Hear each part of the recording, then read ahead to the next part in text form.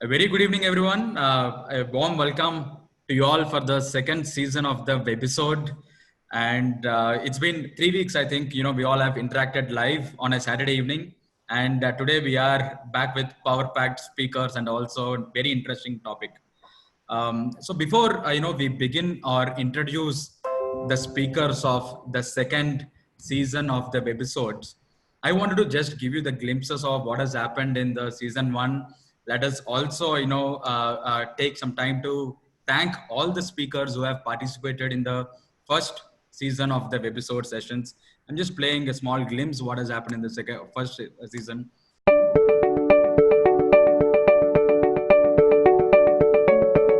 Identifying a gap is not so easy.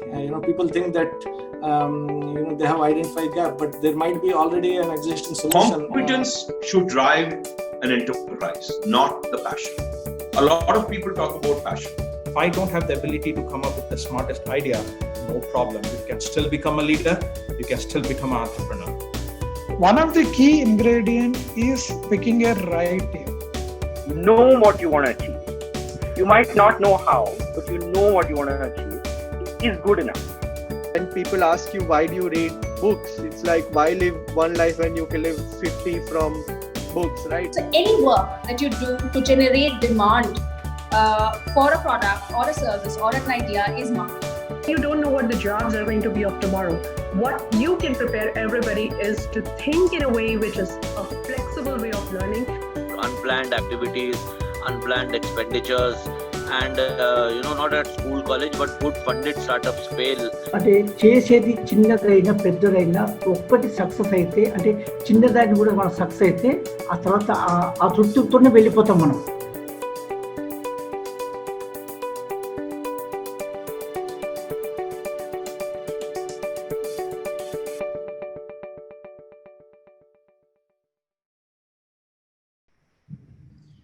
Yeah, so that was a small glimpse about the season one of webisode sessions of Metamorphosis School of Entrepreneurship. Once again, I thank all the speakers who've been part of season one, and few of the speakers have joined the first webisode of Metamorphosis School of Entrepreneurship second season. And in the second season for the webisode series, to begin with, we've been brainstorming a lot with the team, along with the parents, along with the students. I came across, a few of the parents, they have asked that, we run our family businesses. I really want our kids to understand what we do on a day-to-day basis. Then we brainstormed a lot, and then we have come up with a topic called, is the next generation of your family entrepreneurial enough?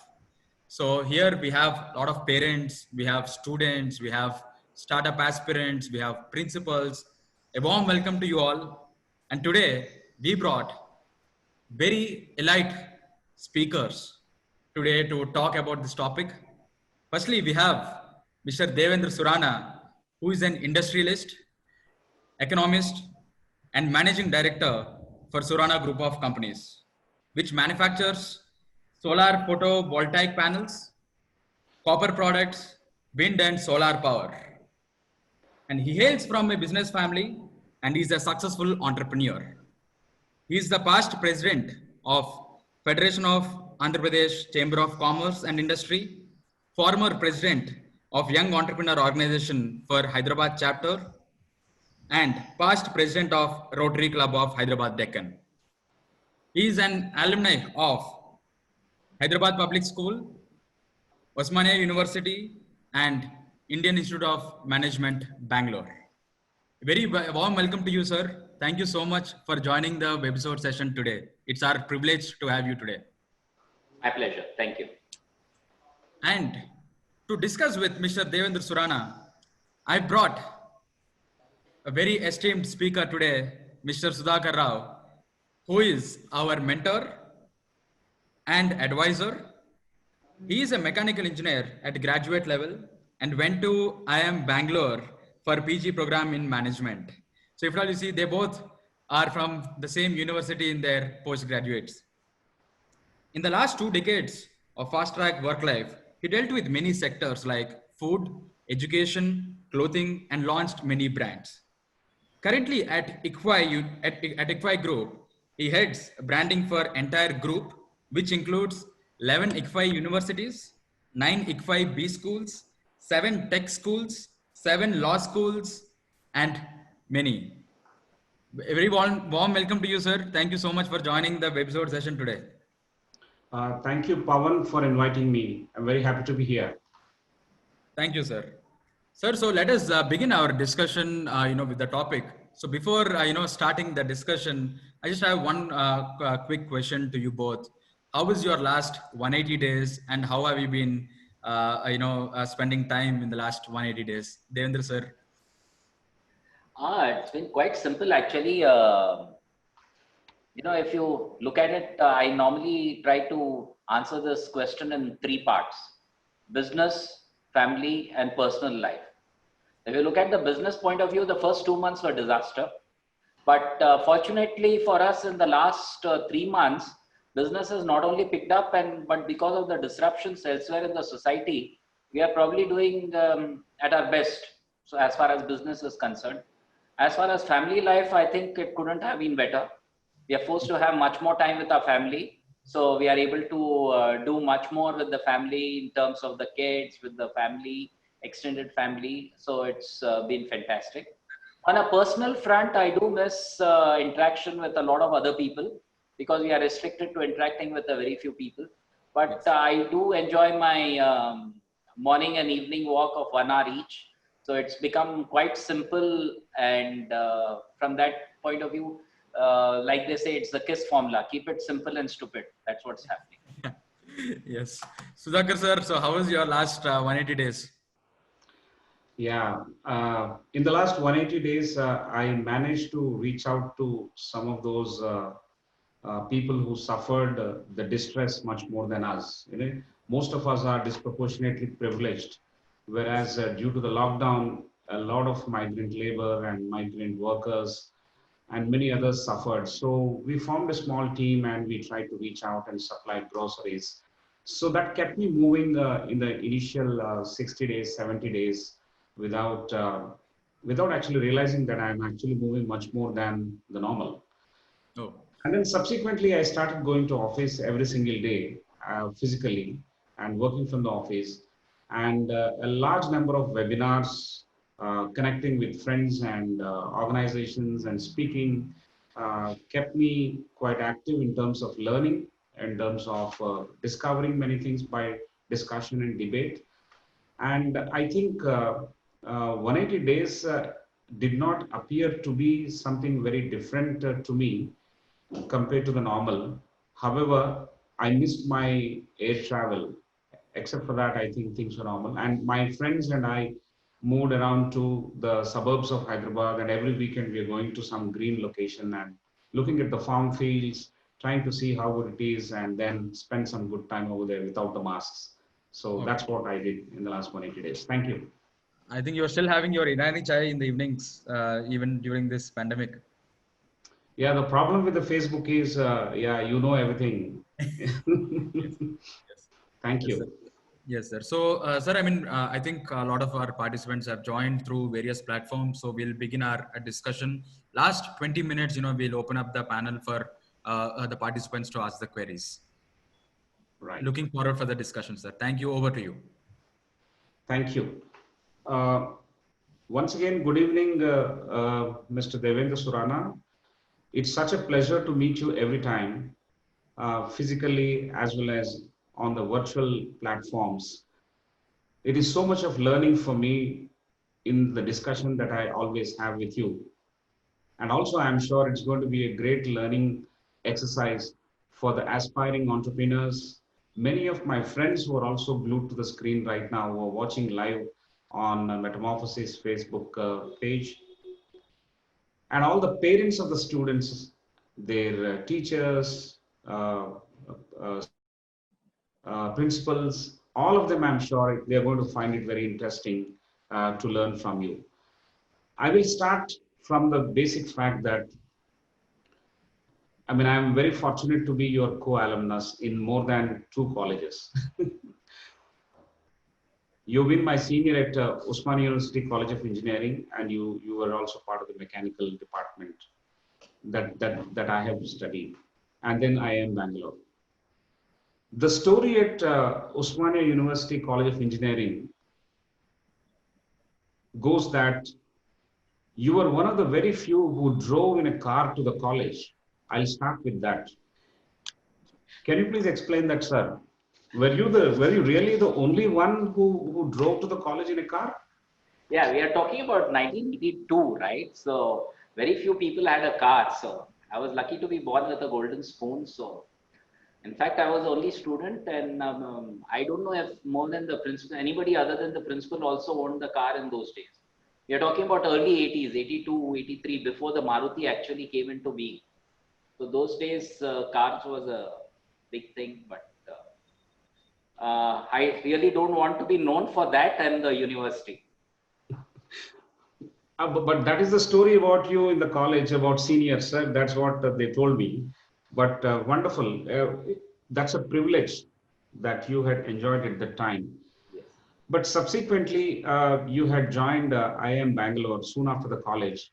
And soon after IIM Bangalore, you joined back in the business.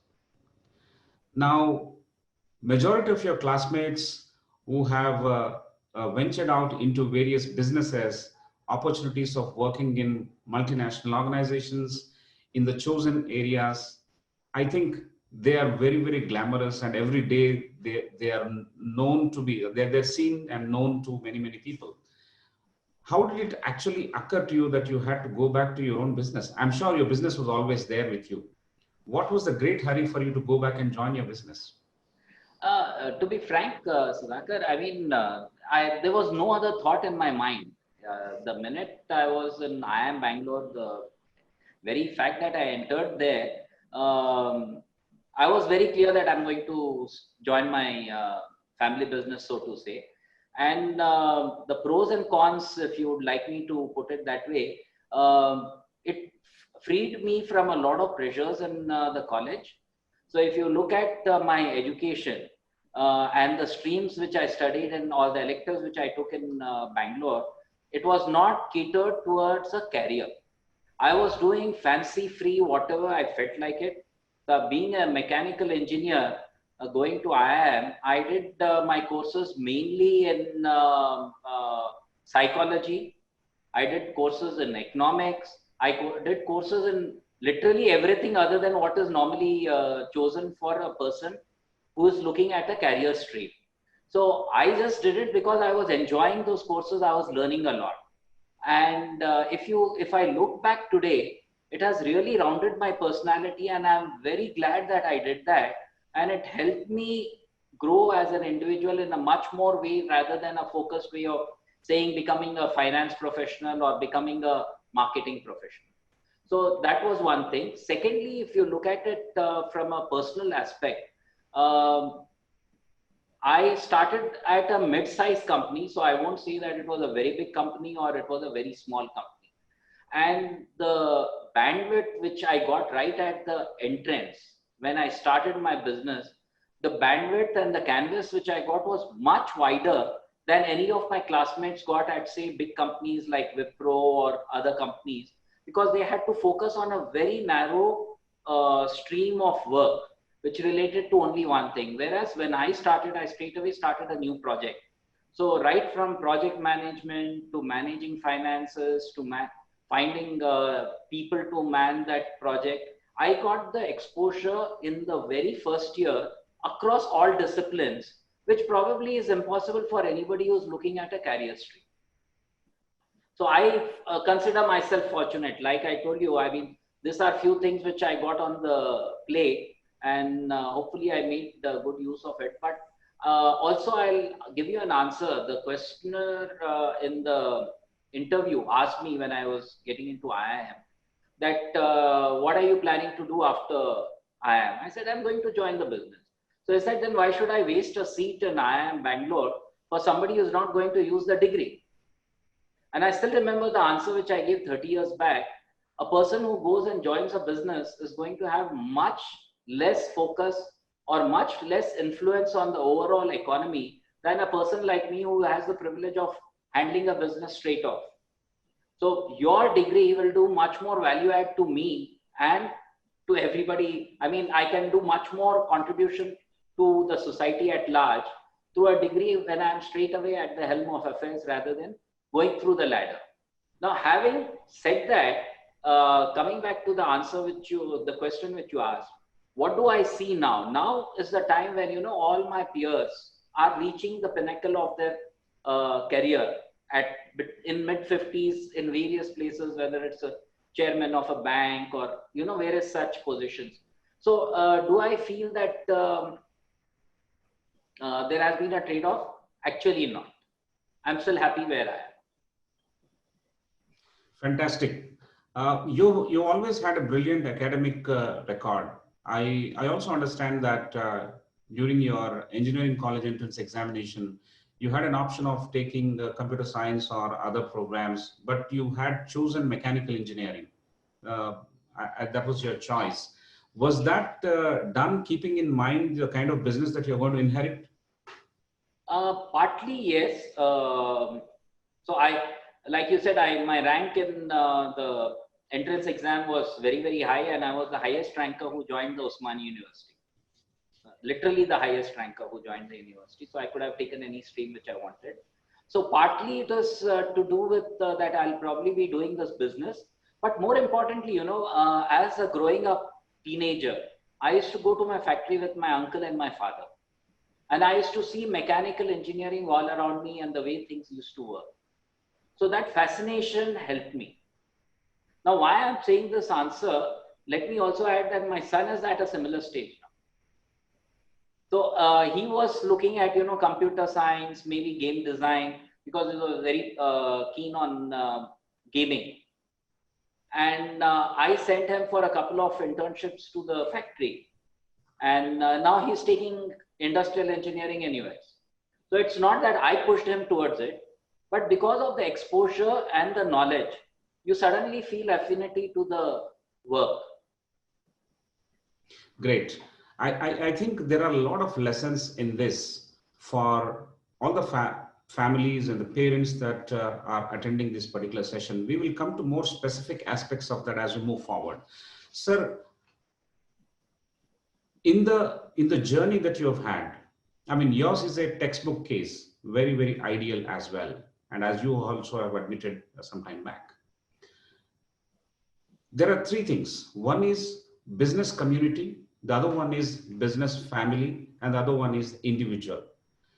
Now, everything, each of these entities will have to work very well to result in a career in entrepreneurship.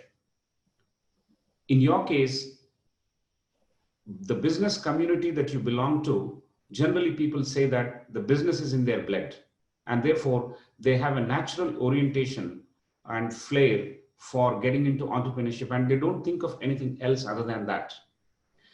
So in your journey of the last, say, 30, 40 years, what were the important triggers that kept you glued to entrepreneurship only? Or was it told to you right when you were born, very, very young, that, you know, you will definitely handle your own business?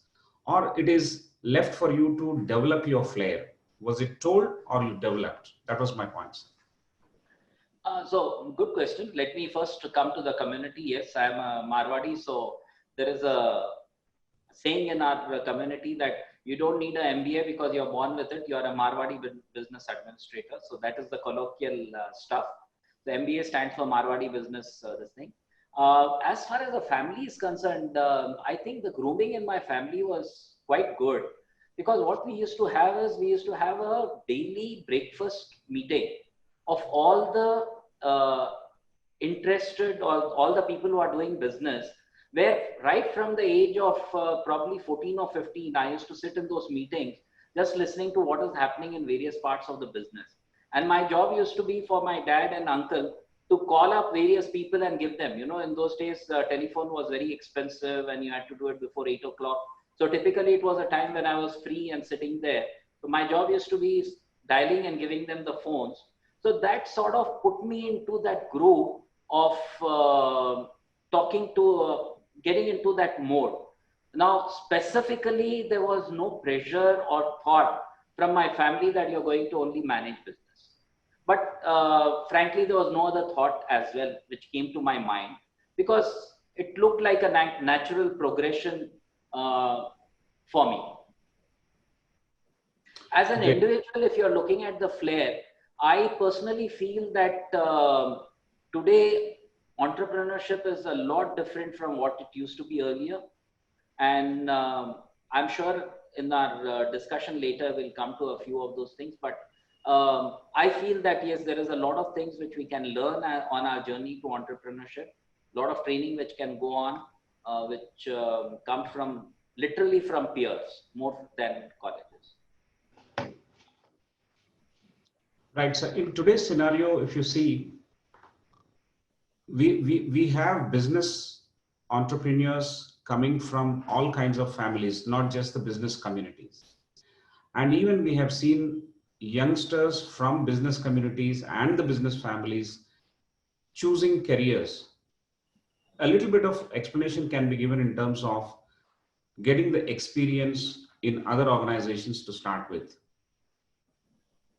But I mean, yours is an exception, but a large number of others are also encouraging the kids, their sons and daughters, to work in organizations before they actually come back and work in the host organization, that is the family organization.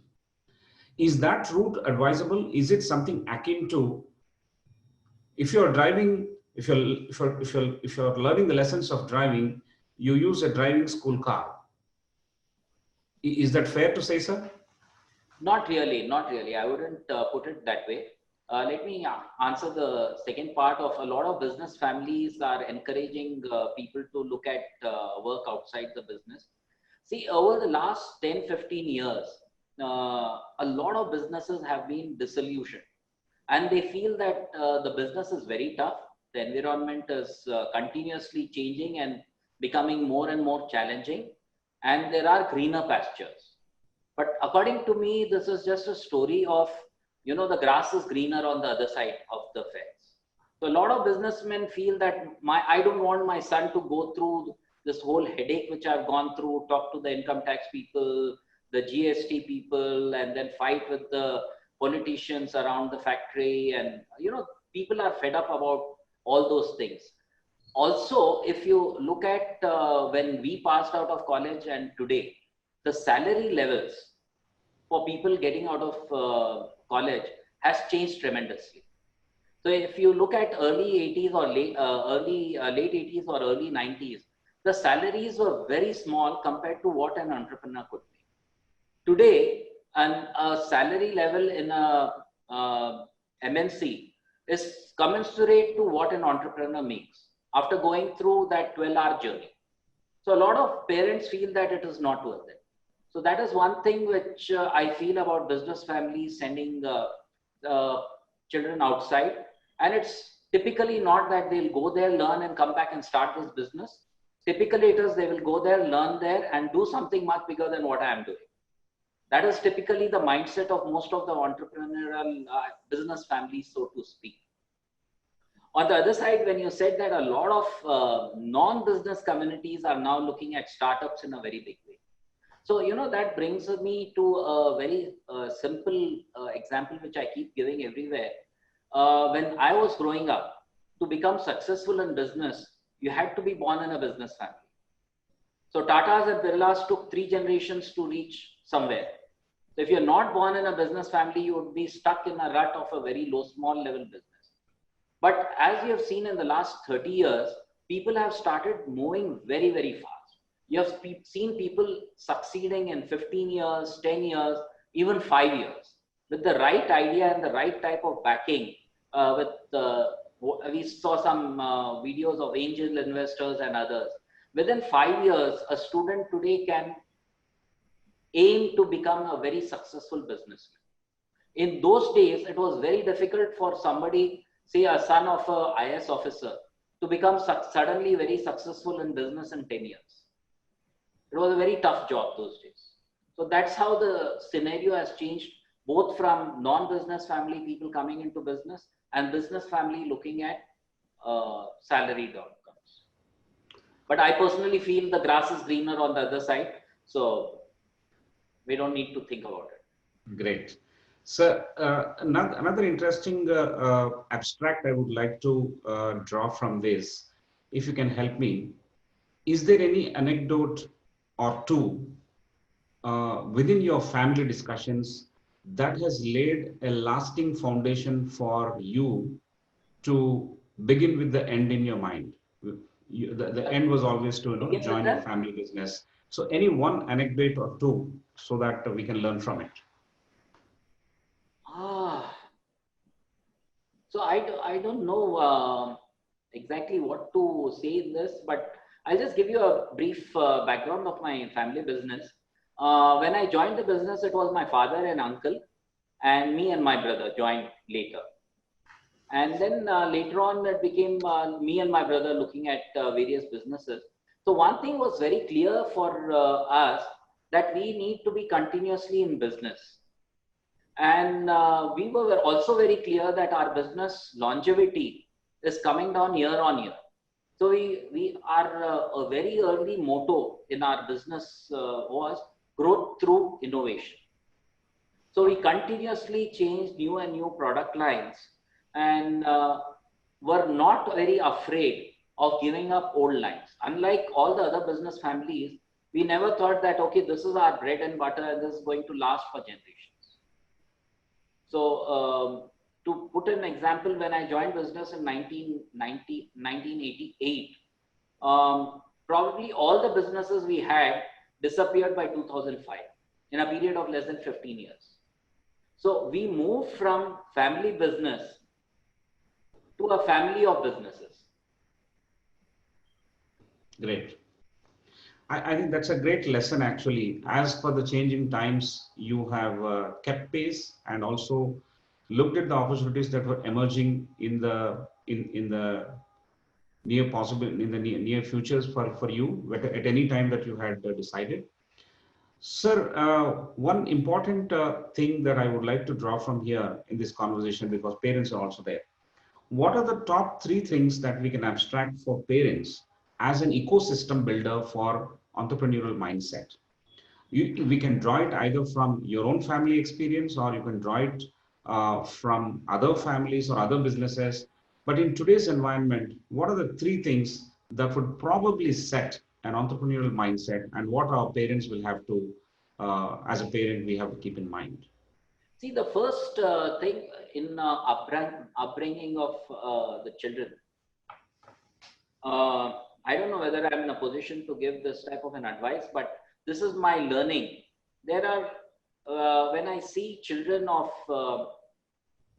let me put it, people who are like me, born with a golden spoon, or who have the privilege of having a good foundation, there are 2 ways in which it can go. It can either become an entitlement, or it can become a responsibility. And I think this is the basic fork in the thought processes of the children and parents. If we teach our children responsibility, that means you come from this family, you have this legacy, and it is your responsibility to take it forward. I have seen people come to my father and pay a lot of respect. My kids have come and seen them people come and pay respect to me. So I say it is your responsibility to act in such a way that all these people will always look up to us as a family. If you take it as a responsibility to ensure that we keep high standards of whatever ethical or, growing at a faster pace, delivering more to the community than you expect from the community, we will find that the children will come out better. The con of this is the entitlement, where most of the people fall in that trap. The entitlement is, I am Mangilal Surana's son, and therefore I am entitled to a seat on this table. If once that mentality sets in to a kid, that becomes a very difficult mentality to overcome. If you think that because of this position, as being part of this family, being part of this business, you are entitled to a special privilege, whether in society or in business, that leads to a downfall for the family as well as for everything else which is concerned. So I personally feel that the sense of responsibility towards a legacy is more important to bring into the kids. Also, be very careful that please ensure they don't have any sense of entitlement. The minute that happens, I think we are in big trouble. That I think is the biggest learning in terms of this thing. The second thing is, if you're looking at what the parents can do, I have seen this again and again. As we grow old, as we move from our 20s to 30s to 40s and 50s, the fire in the belly comes down. And once the fire in the belly comes down for a person at a higher level, it is very easy to push the fire in the belly down for the next generation. So if we become risk averse and we make our kids risk averse, definitely he is not going to be entrepreneur. The fire in the belly has to be transferred to the next generation before it wipes out in yourself. In 50s, we would like to be more safe than we were in 30s. But if our kids start becoming safe in 30s, then that entrepreneurial spirit dies off. So we need to be very careful that when our fire in the belly goes away, we do not kill it in the kids. So this is the second very important lesson I would leave with the parents. Right, sir. So risk-taking, ownership, responsibility with ethics, no entitlement, a feeling of entitlement or a sense of entitlement that one should watch out for. I think some of these lessons are very interesting. Sir, if you have to define for a general aspiring youngster to become an entrepreneur, some of these qualities like risk-taking and ownership are also taught now in business schools, for example. Even Metamorphosis is trying to teach several of these things. If I'm not actually putting this debate of whether it can be taught or not, I mean, I believe that it can be taught. I have no question about it. And also the right kind of environment has to be created. In your view, sir, the rate at which people are taking to entrepreneurship currently, what is your comment on that and how it can be probably multiplied? And what are the few things that we need to keep in mind to increase the rate of taking to entrepreneurship? And what are the factors that they have to keep in mind? So, whenever I have a very favorite saying when somebody asks me what it takes for a new person to become a businessman. So my saying is, you have to become an impossible combination of a poet and a banya. A poet to dream up what can be done, and a banya to take a business plan out of it and take some money out of it. So you need to think like a poet but act like a banya for this to happen. Now, I just touched upon briefly earlier, the cost benefit analysis is moving away from entrepreneurship to a salary, because the salaries are becoming bigger, while the payback in entrepreneurship is also becoming way higher, but the mortality rate is there. Now, I would like to quote, sort of not really quote, but put into perspective, a quote by Nassim Taleb, who's one of my favorite authors. He says, taking a job is akin to slavery, because you are not working for yourself, you are working for somebody else. And when you take up an entrepreneurship role, it makes you think much more, broadens your horizon. The payback probably is going to be there, but more than that, as an individual, you will grow and flourish much more when you are an entrepreneur, because you have to have a multifaceted thought process. So that is one thing which we need to teach. And yes, entrepreneurship can definitely be trained. Yes, there are a few strains of entrepreneurship which are inborn. Some qualities are inborn, but training can increase the efficiency and the success rate of entrepreneurship. Because some traits like, risk-taking ability, whether you can do multitasking, think on various aspects. There are few people who are very system-oriented and think only in a straight line. So while I'm saying it can be taught, but there are a few things which are inborn also. Innate ability towards entrepreneurship is always there. Exposure to entrepreneurs, success stories and failure stories are also very helpful. Great. I think critical thinking and non-linear decision-making processes and a mindset which can do multitasking and handle a great deal of pressure and think like a poet and of course make money out of it. I think these are some of the lessons for now that we have heard from Mr. Devendra Surana. Sir, I have a next question to you. How is your next gen, your kids in your family? I'm sure the general belief is that they are entrepreneurial enough, but then we would like to have your comment on it. Yes. So my eldest daughter is married and she's not very keen on doing any business. My second daughter wanted to be a fashion designer. And I, as per the latest thought process, even though it's not my first choice of her this thing, that was her choice. So that's what she wants to do. Obviously, a fashion designer will have some entrepreneurship built into it. My son is going through college. He seems to be much more entrepreneurial. And just today, because the topic is your next gen entrepreneur, I asked him the same question. So he said, obviously, where is the question? And just to paraphrase, I am a proud father, so I would like to share this. While he was in his 11th class, he wrote a project in his school, which was given for an entrepreneurship competition, which ran throughout India by, I don't know if you've heard of the school, IE Madrid. It's one of the biggest business schools out of Spain. So they ran this competition in India, and his project was given to them in school level as an entrepreneurship project, as a new thing, what you can do for something which can be done. And he went and presented his project to a jury there and won the first prize with a scholarship to the college.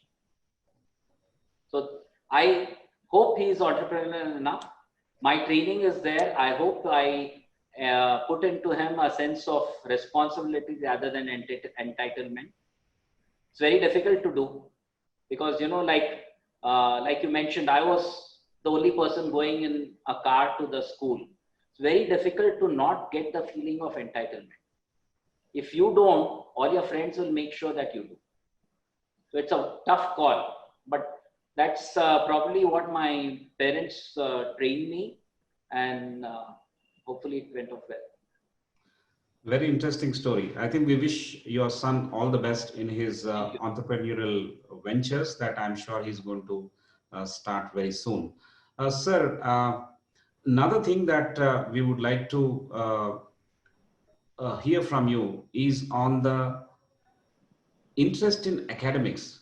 For example, if we expose our kids too early into entrepreneurship, even in case of business families and even non-business families, do you think that is going to negatively affect their interest in academics? Because becoming an entrepreneur and tasting some kind of success is a heady feeling. And I'm sure to a large number of youngsters out there, they might lose interest in academics and just pursue only that. And some of the glamorous lessons that we hear from around the world is that many of them are school dropouts, many of them are university dropouts, and therefore their belief in the education system or academics comes down. What do you have to say on that, sir? So you would have heard this statement from me, Durga Lakshmi Saraswati. Today is the period of Saraswati. The period of Durga, when power was important, or Lakshmi, when wealth was important, is gone. Today is a period of knowledge, creativity, and innovation. Now, is pure academic studies important for this? Not really. But talk to every failure or dropout who has become successful in life, he has not stopped his education. He might have stopped formal schooling or college, but the education of every successful person today continues throughout his life. I think I can say without any exception, every person who is succeeding today or is succeeded today has been continuously updating their knowledge through reading, through exposure to seminars, or continuous exposure to knowledge. Bookish learning in a school might not be important, but education throughout life is much more important today than it was ever before. So even if you look at somebody like Bill Gates, who's the poster boy of a dropout doing well, the amount of books which he reads is insane. The learning which he continuously has is what keeps him successful. So today, the message is very clear. Let me be very clear in this, that there is no direct correlation between education and success in life. Having done my MBA, I'm very clear on that. But continuous learning and the thirst for learning is much more important today than anywhere else. And what you learn in college, which is useful, believe me, every lesson which you learn in college is useless 95% of the time. If you use 5% of the lessons in your life, it is too much. But what is the most important aspect which we learn in college is learning how to learn. Now, if you can do that outside of college, welcome. Because without learning, you can't do anything. Learning how to learn is probably the biggest lesson we learn in college. So I hope I've answered that question. Yes, sir. The last question from my side before we open it up for audience questions. I think young students are waiting to interact with you. My last question is, in the non-business families, for example, it's a general scenario. When kids are pretty young, is there any way to understand only for ourselves, supposing I'm a parent and you are a parent, only for ourselves, are there any deterministic points or any alerts for us to say that, yes, this guy is going to be entrepreneurial? These are the reasons why I say my next gen is entrepreneurial enough. At a very young age, not even going into college. Are there any traits like that? Street smart. I don't know if you understand the meaning of street smart. If No, a kid sir, is I have not understood that.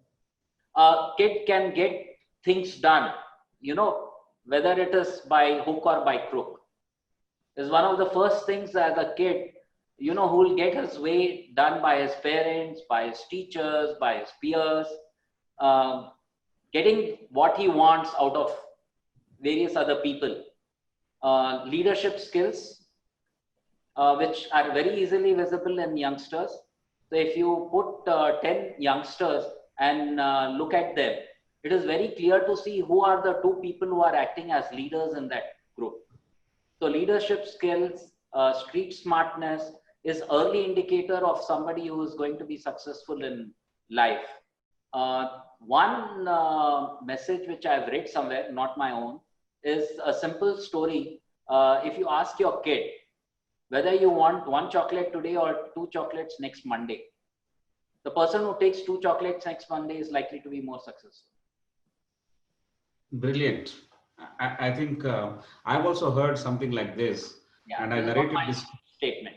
Yes, I have narrated a story elsewhere. I know we don't have much time, but kids display amazing traits, and as parents, we need to pick those traits and try and nurture them to become entrepreneurs, to become responsible, ethical, strong individual as they grow up.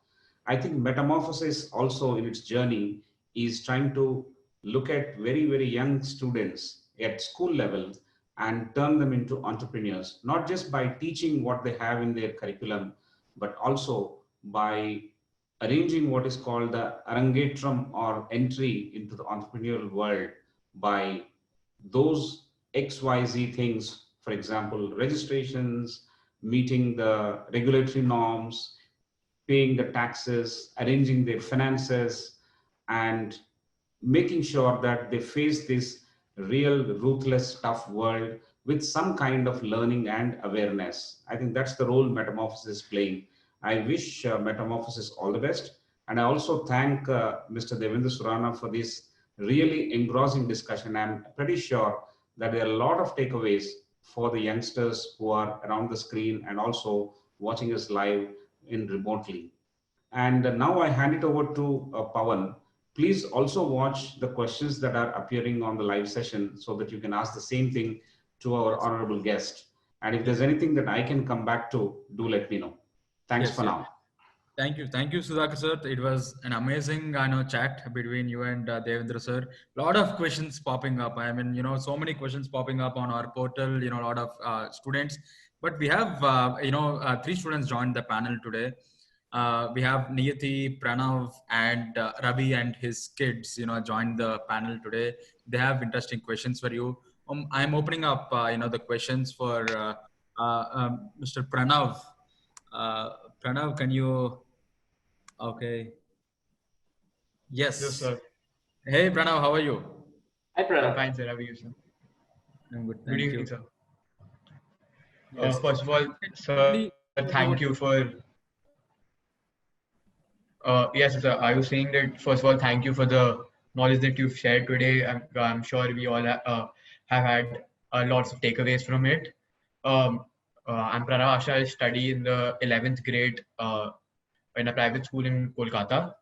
So my first question is to you is, sir, that what are some habits or some things that you do on a regular basis that you've picked up through your entrepreneurial experience that have helped you maybe make the right decisions or maybe helped you in your professional career, and that you would like to inculcate in maybe your children and us? So one of the things which I'm not sure whether I'm answering you directly, but one of the things which is there is as a successful entrepreneur, you need to listen a lot. And listening a lot, especially to your top level people, because we tend to become the bosses and keep telling more than listening more. And after listening, the best way of success which I have is questions. If I can ask the right 5 questions, I don't need to give any instructions. So that's how I can delegate work to our people, by just asking the right questions. I don't even have to say, do this, do this, do this.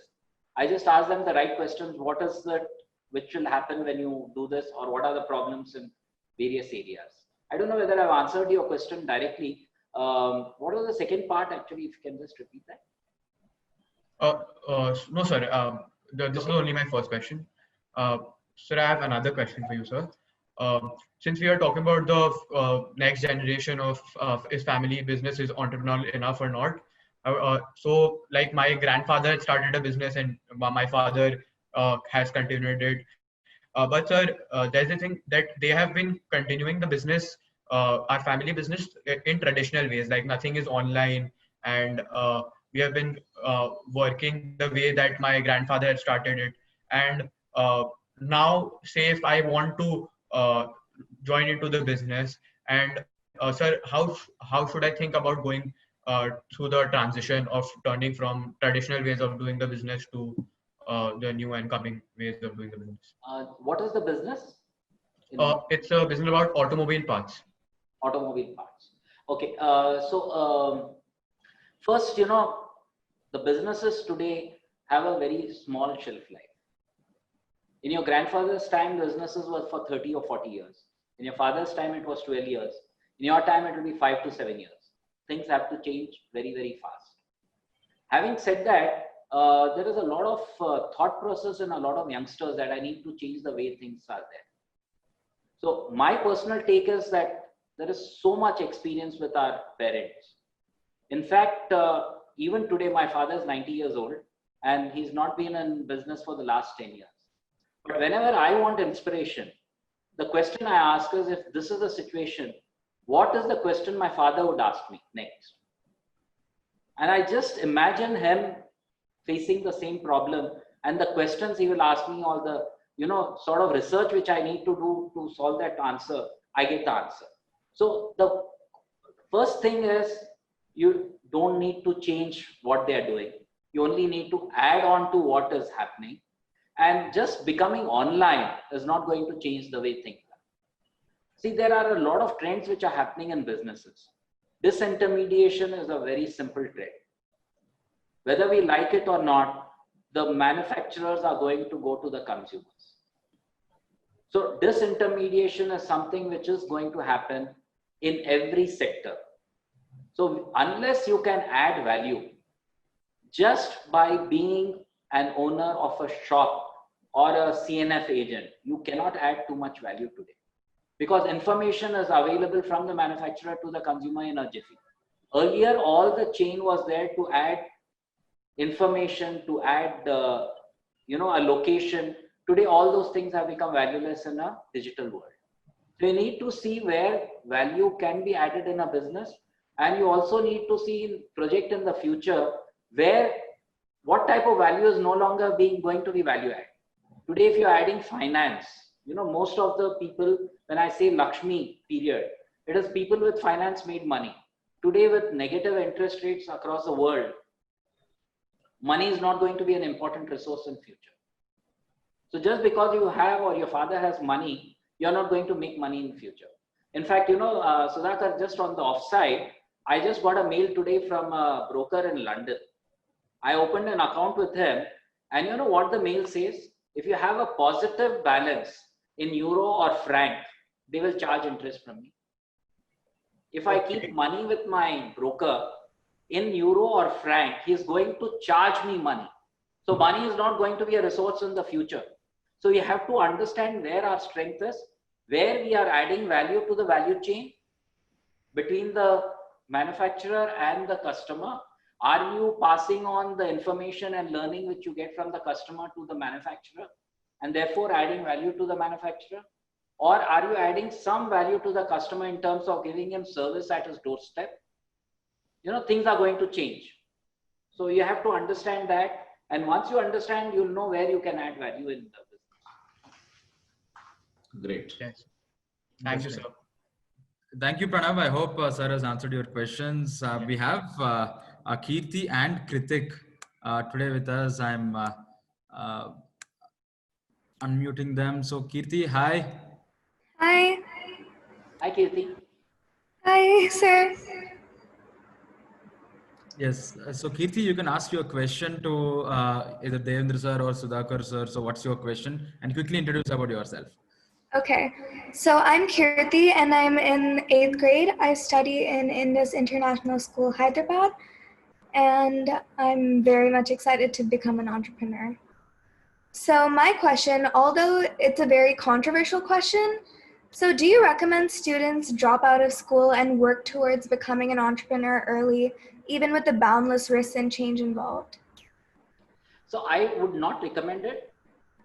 Like I just mentioned, answered in the earlier question, if you're confident that you can continue your learning lifelong without your formal education, you can do it. Because life is much more than being an entrepreneur.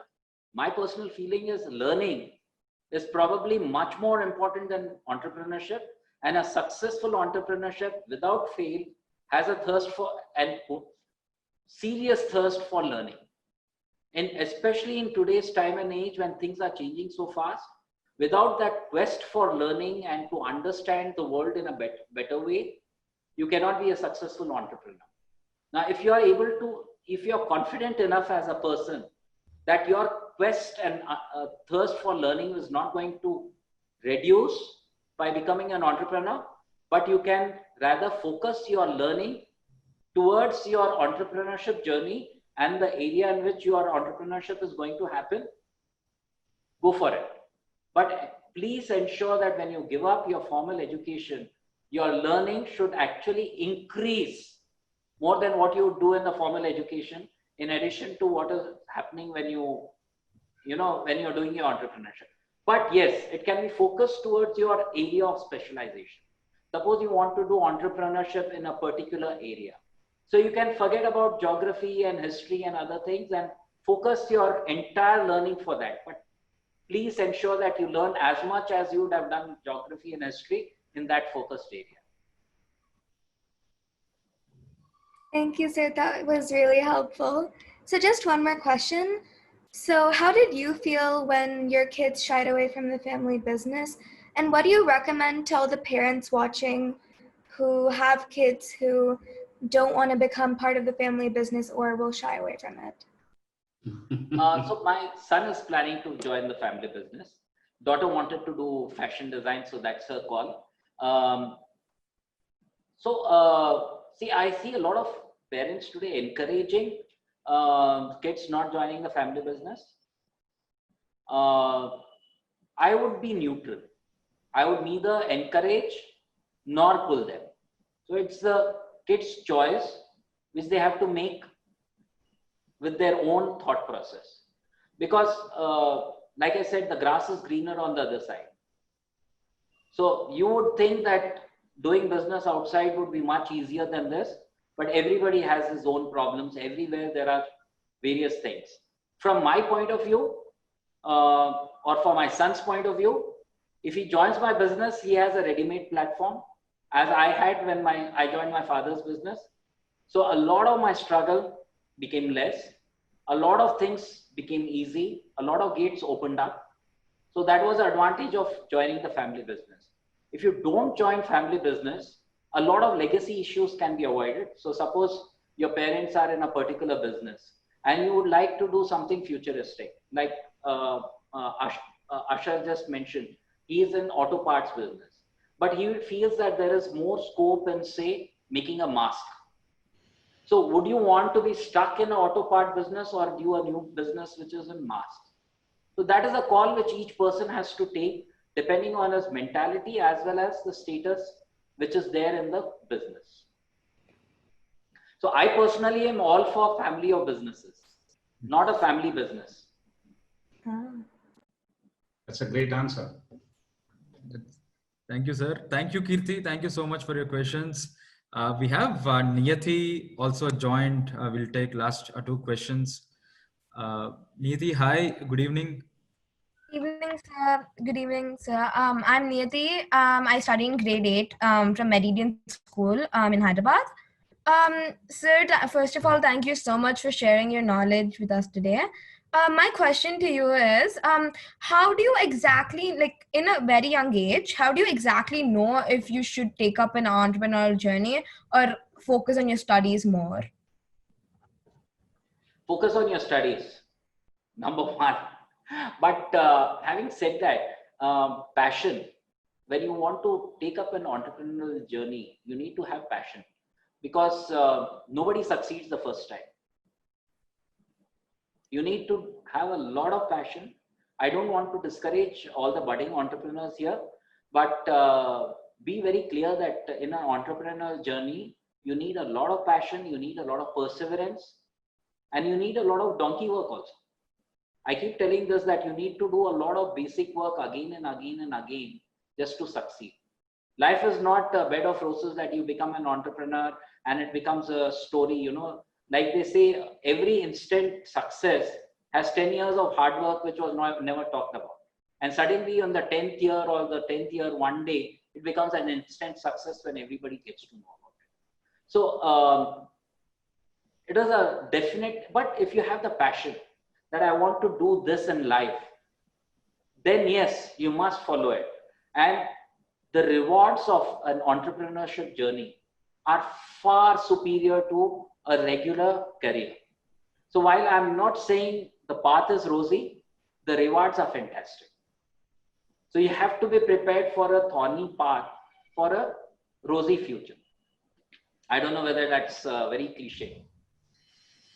Oh, it's very interesting. I think you said, sir, that ability to handle failures and rejections and ability to be resilient, come back to your main business and keep pursuing it till you succeed. That's what you said. I think that's a fantastic lesson to learn from you.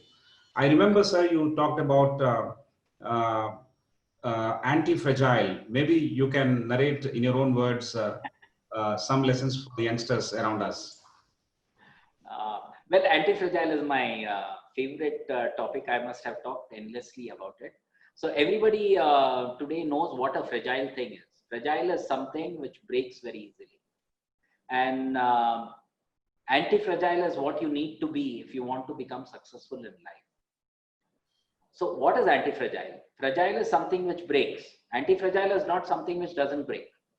If something doesn't break, it is only solid. Anti-fragile is something when you try to break it, becomes stronger. I don't know if you are getting that concept. If you try to hit something and it becomes stronger because you have tried to hit it, it is anti-fragile.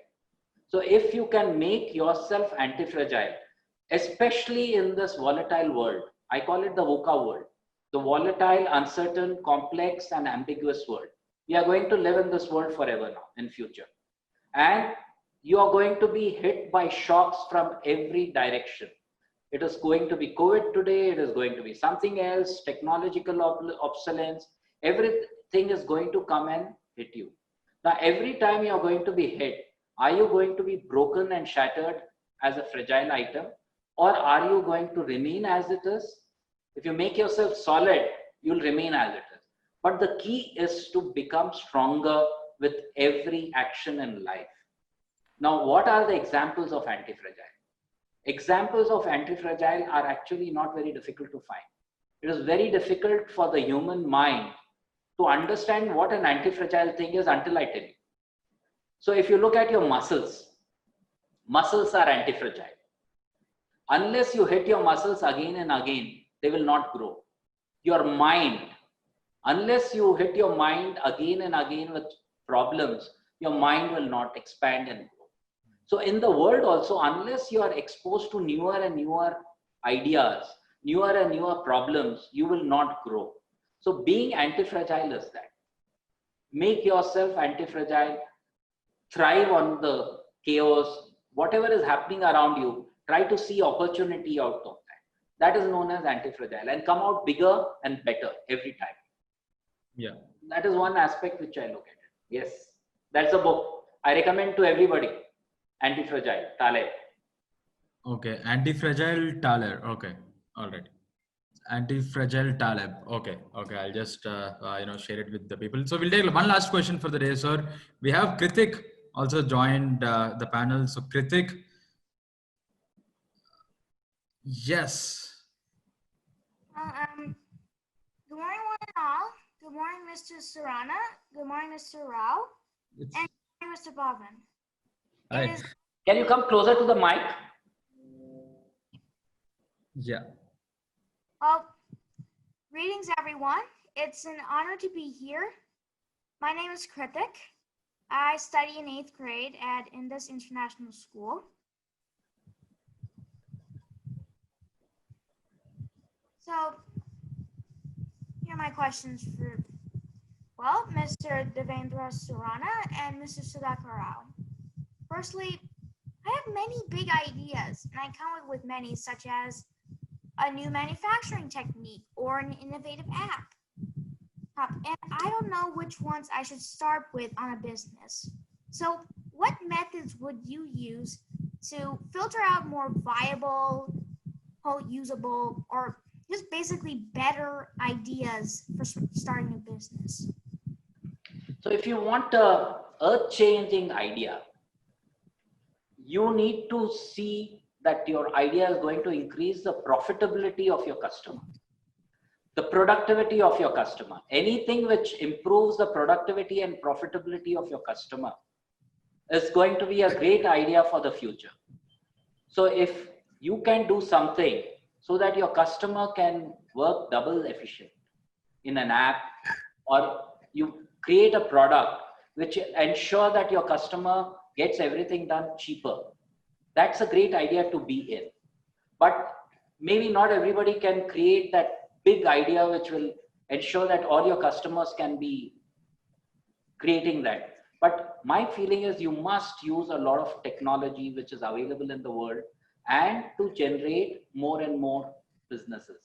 Not exactly answering your business, But if you would ask me what type of businesses are more profitable than the others, I would say the boring businesses are more profitable than the glamorous business. Kids in the classes 8, 9, 10 will say that I would like to do a glamorous business like show business or airlines or whatever, you know, you've been using and thinking and doing. But those businesses are typically very, very competitive and loss-making. If you do a boring business like housekeeping or something which reduces the drudgery of your customers, they tend to be more profitable than the others. And you will find fewer competition in them. So my simple take is, don't go for glamorous and sexy, go for boring and drudgery. Those businesses are more profitable. But if you can add value to your customers, your business is successful. Great. In other words, my 2 cents is also along the same lines. Choose a business where you are solving a problem that is going to help large number of people, which is currently not able to be served. You have brought about a new idea which is going to help large number of people. I think that should be one of the yardsticks when you're filtering out, say, 4 or 5 ideas that you have. Technology itself is not a business. Technology is an enabler. So through technology, what kind of problem are you solving, and to how many people are you going to impact and make their lives better, solve their problems better? I think that should be the thinking. And every individual has got some kind of passion, which you will also discover as you grow up. As you talk to your friends and family, you will discover that, you know, you would like to have certain problems solved and you leave certain other problems to be solved by your friends. So I think that will be clearer as you move forward. But then the thumb rule is, what is the kind of impact and what kind of the size of the problem I'm trying to solve? I hope I answered that. Thank you. Thank you, Mr. Sadakarao.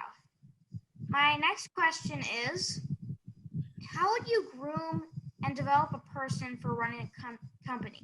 Basically, what are the more needed attributes in an entrepreneur? Sorry, I didn't get that clearly. What was the question, Samantha? Kritik, can you just repeat the question once more? Yes, basically I'm asking, what kind of key attributes and skills are primarily needed in an entrepreneur? Passion, number 1. Perseverance, number 2. Hard work, number 3. I think these are more important than what people would give credit for, like education and IQ. So you need passion, hard work, and perseverance. Perseverance is probably the most important. And if I want to add the 4th, it is the risk-taking ability. To take that leap of faith. Risk-taking ability, passion, perseverance, and hard work. More than education and intelligence. Thank you, Mr. Devendra. My 3rd question is, even after learning the basics and needed skills of entrepreneurship, such as, like you said, Mr. Devendra, leadership, risk-taking, and perseverance, and passion, shouldn't entrepreneurs still continue learning through websites and other sources, even after finishing formal schooling, college, and all that, and creating a successful business? I didn't get that, but if I'm understanding you right, education and entrepreneurship, right? So like I said, continuous education and learning. You have to have a thirst for education. The world is changing very, very fast around us. So your learning and education should be continuous. It is not enough that you do an MBA in the best college in the world, but your education and learning thirst for it should be continuous and regular. I mean, that is one thing which goes without saying, that in this world, if you continue to learn only, then you will be successful. If you are going to work in this environment with the learning of 20 years back, I don't think anybody will succeed. Whether you have a formal education or what sort of learning is not very important. But learning and continuous learning is a very important part of success in today's world.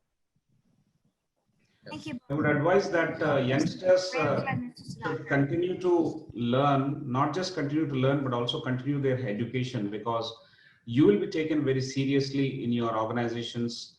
The other members who are part of the organizations will take you very seriously. Otherwise, by accident, you would have become an entrepreneur. That's what they would think. If it is not backed by some kind of learning and wisdom, which you will gain through your education. So continue your education and become a star entrepreneur, very young entrepreneur, but never lose sight of education. That's what I would advise. Thank you. Thank you both, Mr. Devendra and Mr. Sudhakar. It's been great talking to you, and it's been an honor meeting you. Thank you. Same here. Thanks, Kritik. Thank you so much. So Kritik is our rock star of the school. He has a lot of questions.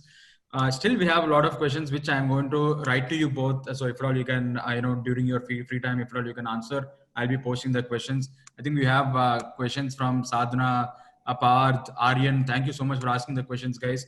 We will be writing to the speakers, and then we will get back to you on that because we are running out of time. Once again, thank you so much, Devendra sir. Thank you so much for joining today. It's our pleasure to honor to host you. And also Sudhakar sir, thank you so much for joining, and also having a fireside chat with Devendra sir. Looking forward to host you for many more sessions like this. Thank you so much. Thank you, Pawan. Thank you, sir. Thank you for agreeing to be part of this session. And it's been a great learning experience for me too. And I have learned from the kids as well.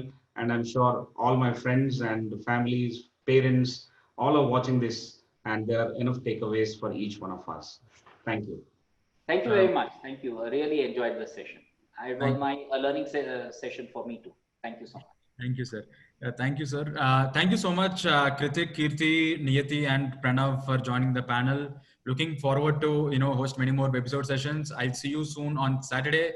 Enjoy this weekend and stay safe. Thank you so much, guys. Thank you. Bye-bye.